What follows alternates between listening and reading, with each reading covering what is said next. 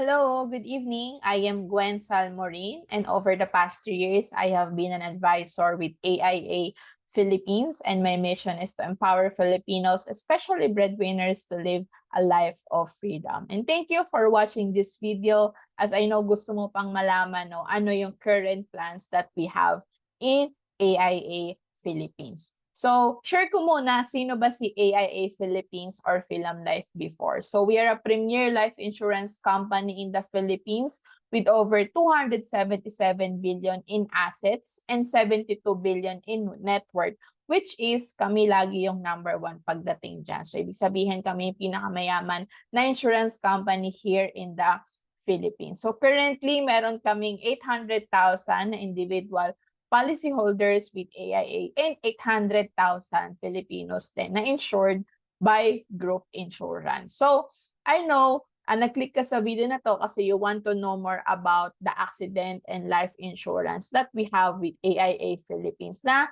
limited time offer lang. So, let me share this to you. So, this plan is called 24-hour plus. So, it's our annually renewable insurance plan. So, every year, kung gusto mo siyang ituloy, pwede mo siyang renew every year. So, one-time payment lang siya every year. And ano-ano yung mga benefits nito? So, yung unang benefit niya, accidental loss of life benefit. If ang pagkakatawag ni Lord, let's say, through accident, so marireceive yung one-time cash payout. So if you are from the ad, ang makikita mo doon is 500,000 pesos marireceive na mga family members. And let's say naman, for example, ang nangyari naman is dismemberment or naputol yung ating mga body parts or hindi na magamit dahil din sa accident. So may makukuha din doon na mga benefits depende sa body parts natin. So andito siya. So for example, kung one hand yon, that's 250,000 pesos. Kung one eye, 250,000 pesos. Kung let's say mga fingers, meron din yang certain percentage. Or pag fracture pero dapat hindi na naibalik with established non-union is nasa 50,000 pesos or 10% ng 500,000. Plus, meron pa yan, na for example, ang nangyari is loss of use of both hands. So, may additional pa siyang 25% or 125,000 pesos. So, ngayon, ano pa yung another benefit niya? If let's say naman na baldado, meron siyang disability benefit na makukuha niya starting on the 7th month kung kailan yung pagiging permanently disabled niya up to 32 months. So, para siyang magkakaroon ng income every month. So, 3% yan ng coverage or 500,000 pesos. And meron pa din mga optional riders na pwedeng idagdag natin sa plan natin para mas mag-benefit tayo. So, yung una, meron siyang medical expense reimbursement na kada aksidente, pwedeng makapag-reimburse ng 50,000 pesos. So, ano-ano ba yung mga cover na aksidente na yan? Pwede yan sa pinakasimple na mga kagat ng aso, pusa, yan, kasi covered na yan. And mga pilay, ganyan. So, let's say, ang nagastos sa ospital ay 30,000 pesos. Ang ire-reimburse, if that is through accident, is around 30,000 pesos din. Pero let's say ang nagastos is 70,000 pesos, ang i-reimburse is up to 50,000 pesos din. So, yun yung pinaka-limit, 50,000 pesos. And ang maganda dyan, kahit nabayad yan ng HMO mo, kung meron kang HMO, is pwede mo pa rin ipa-reimburse yan.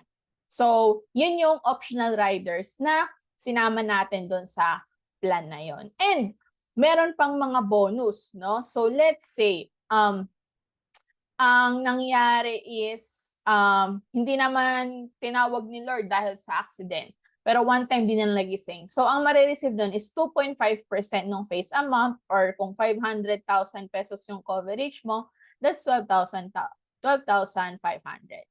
And meron pa yung renewal bonus. Kung i-renew mo siya up to 5 years, nag-increase din yung coverage mo ng 5%. So, pwede pa yan mag-increase ng 125,000 pesos for still paying the 10 pesos per day na accident coverage. And meron pa siyang commercial flying coverage. So, kasama yung mga injuries while boarding or disembarking for a commercial plane.